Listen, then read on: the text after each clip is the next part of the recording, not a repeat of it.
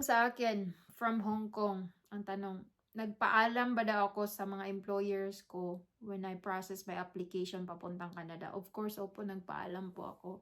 It's because gusto ko kasing while doing my application, kasi I have to go to the office na weekdays. Meron akong experience sa Doha, Qatar. I have to go to the, anong tawag nito?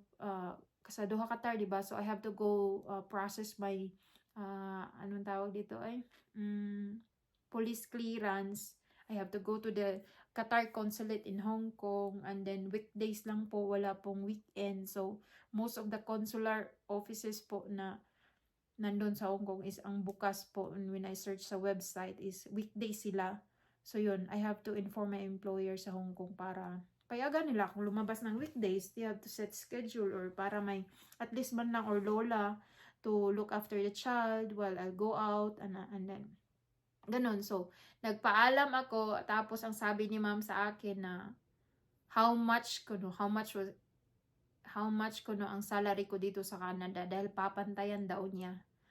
And then sabi ko sa kanya na hindi ako pumayag, kasi yung offer na yon is tempting siya. Kasi 'di ba, lalakihan ng sahod ko, nasa Hong Kong ako. But ang sinabi ko sa kanya, siya, kung sa taga sa Arab ba, sinabi ko sa kanya na haram, it's kana overcharging for you. The work I'm going to do is going to be the same, but you're going to be charged more than, kasi ang sahod ko dito is mataas kaysa sa Hong Kong. So yun, sinabi ko sa kanya, and then I'm gonna magkaka-PR ako dito. I can get my child, I can get my family for vacation, or mga ganyan. Pwede ko silang papuntahin. Hindi gaya sa Hong Kong na I'm gonna be a worker here until na tataas ang edad ko, ganyan. So, i-explain ko sa kanya na the benefits na I'm going to get if I will kanang magtrabaho ako dito sa Canada kaysa sa magstay ako sa Hong Kong. So, naintindihan naman niya. So, pumayag siya. And she said yes. Actually, they're very supportive silang mag-asawa.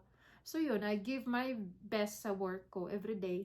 Para hindi nila ako mahanapan ng, alam mo yun, if you give your best, hindi sila magrereklamo mga employers mo. So, it's better to give your best because you're going to be paid more than what you're doing, instead of kanang yung trabahoin mo lang, it's because you're paid. It's different na you're going to work it. It's because you are a help of the family, yung ganun na idea. So, yun po, nagpaalam po ako ng maayos sa kanila.